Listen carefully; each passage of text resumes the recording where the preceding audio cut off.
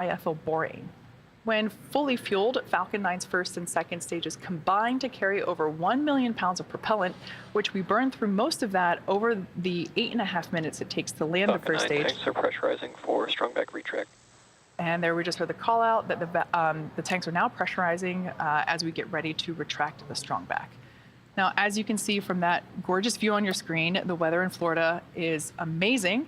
It looks great for launch. The range is green and also ready to support. Now, for some reason, we're unable to launch today. Our backup window is tomorrow at Thursday, January 19th. Strong back retract has started. At 7:05 a.m. Eastern Time.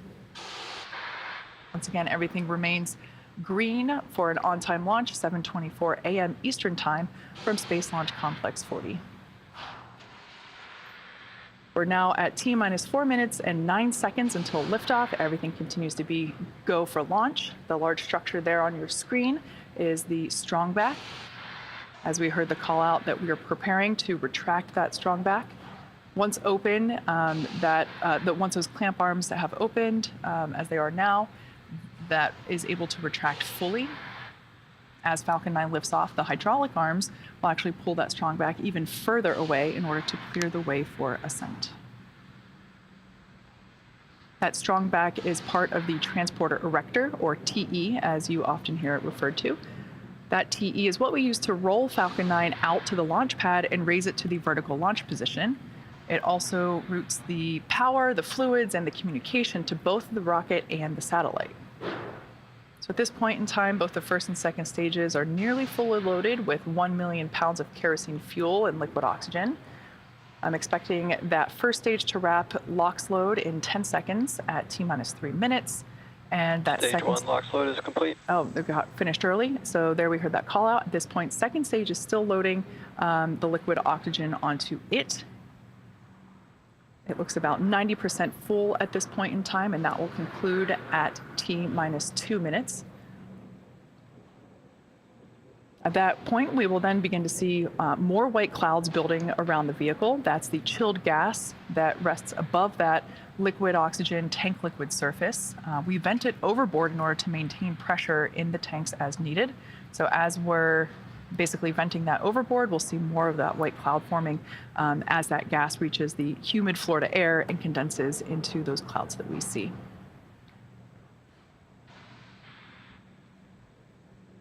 At T-minus 60 seconds, Falcon 9 will be in startup. And then just inside of T-minus 2 seconds, we'll light the Merlin M1D engines for liftoff. GPS 3.6 continues to be healthy. Falcon 9 team tracking no issues on the rocket. Weather still looking great. Expecting second stage LOX load to complete here just momentarily. Stage 2 LOX load is complete. And there we heard that call out. So at this point in time, Falcon 9 is now fully loaded with just over 1 million pounds of liquid oxygen and RP1. Start to see those white clouds forming as we vent the gaseous liquid oxygen there overboard. Beautiful day at Space. Gas close up. Beautiful day at the Space Coast for a rocket launch.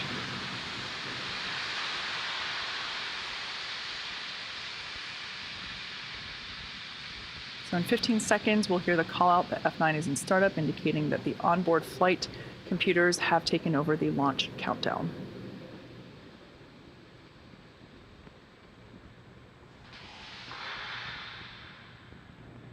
Falcon 9 is in startup. All right, there's that call out.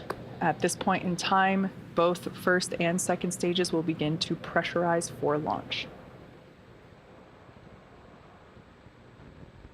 This is the mission director. Go for launch.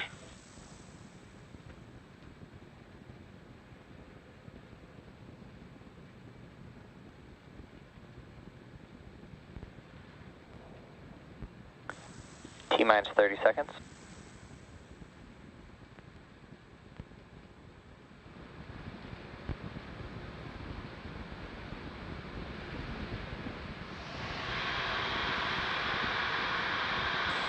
Seconds.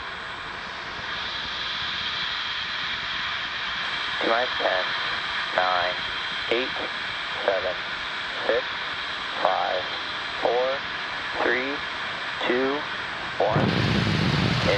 power. And liftoff of Falcon 9. Go GPS, go Falcon. Vehicles pitching downrange. Stage 1 chamber pressure is nominal.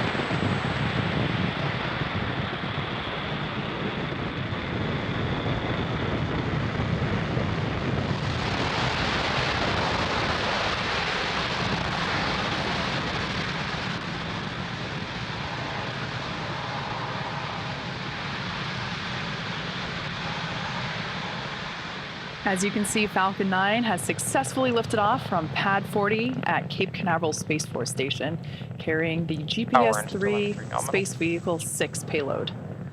M1D engines are about to throttle down in preparation for the maximum loads that the vehicle will experience. That'll occur just after T-minus 1 minute, known as max Q. During ascent, those M1D engines will actually swivel and help steer Falcon 9, a maneuver known as gimbaling. Vehicle is supersonic. Approaching max Q now.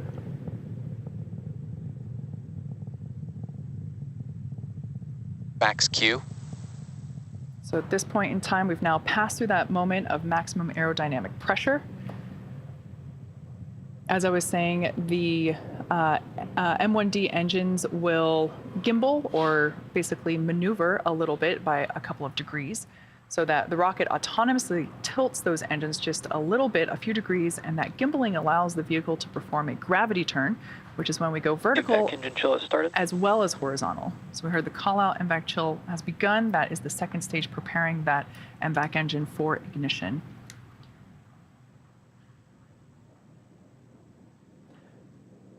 So in about 30 seconds, we'll have 3 events coming up in quick succession. The first event will be main engine cutoff, or MECO, followed immediately by stage separation, and the third event being second engine start 1, or SES1 as it's written on your timeline at the bottom of the stage.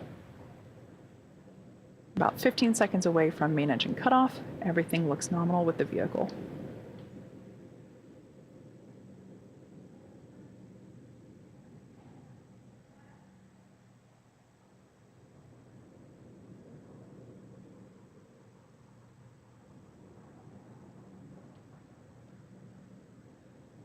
MECO. Stage separation.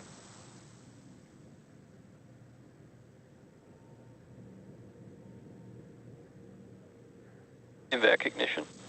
All right, and there we heard all the call outs, and you can see there on your screen, we have confirmation of successful main engine cutoff, stage separation, Both and vehicles are following nominal trajectories.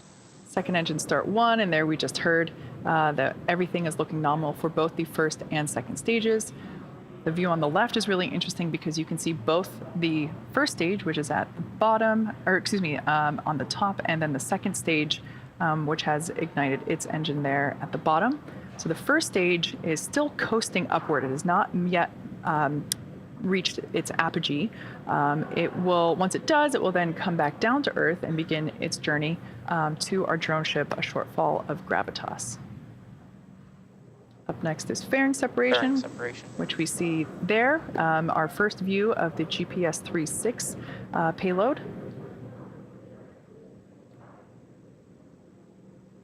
The view on the left-hand side of your screen is the first stage, and the second stage on the right-hand side of your screen. Now those fairings that we saw separate, another cool view there on the left-hand side of your screen. Acquisition of signal, Bermuda. We will attempt to recover those fairing halves. They are flying for the first time today, and we'll attempt to retrieve them using our recovery vessel, Doug. We're now at T plus 4 minutes and 17 seconds into today's mission, currently in the first of 2 planned MVAC burns for satellite deployment. In less than 2 minutes, you should be able to see the first stage entry burn on the left-hand side of your screen. We expect that to last about 30 seconds. For that entry burn, we relight the center engine, E9, as well as 2 of the radial engines, E1 and E5, so that we have a total of 3 M1D engines helping to slow the vehicle down as it passes back through the Earth's atmosphere. You can also, if you watch carefully on the left-hand side of your screen, you can see those grid fins actuating or activating Both vehicles continue to follow nominal trajectories. to help steer the vehicle back down to its precise landing on the drone ship. Now, the Falcon 9 supporting today's mission is performing this entry burn for the second time in its lifetime. As I mentioned before, it previously supported the Crew 5 mission, whereas those fairing halves will be re-entering for the first time of their lifetime. Now, while Falcon 9 makes its way back to Earth, we will be able to see that re-entry burn on our screen, as I mentioned before. As whenever it was sitting on the pad prior to launch, we were able to see some of that soot left over from its previous mission. If you've ever wondered how that soot is actually formed, it's generated when the carbon-based rocket-grade kerosene, that RP1, burns, and then since the re-entry occurs with the engines re-entering first, the booster basically flies right through its own plume, which then deposits the soot onto the exterior of the rocket.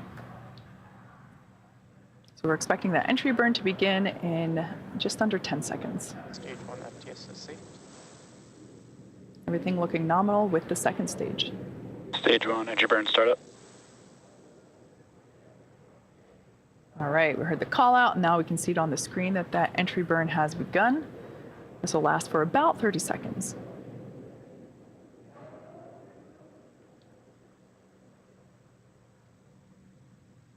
Beautiful view of planet Earth in the backdrop there of the second stage views on the right-hand side of your screen.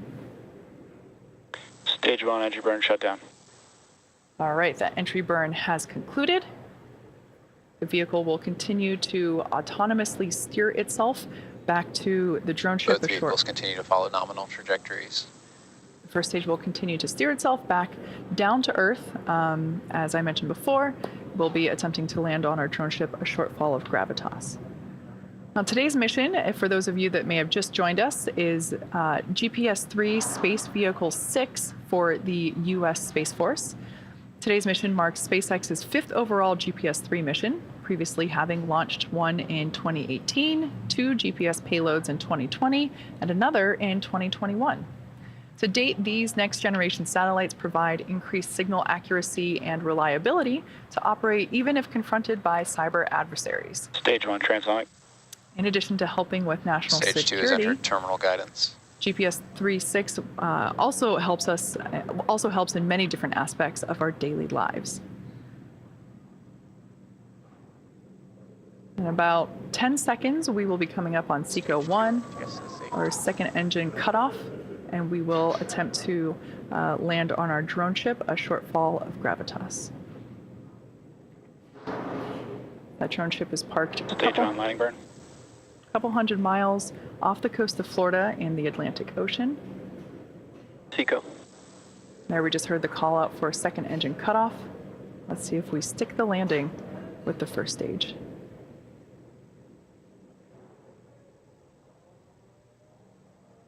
Landing leg deploy.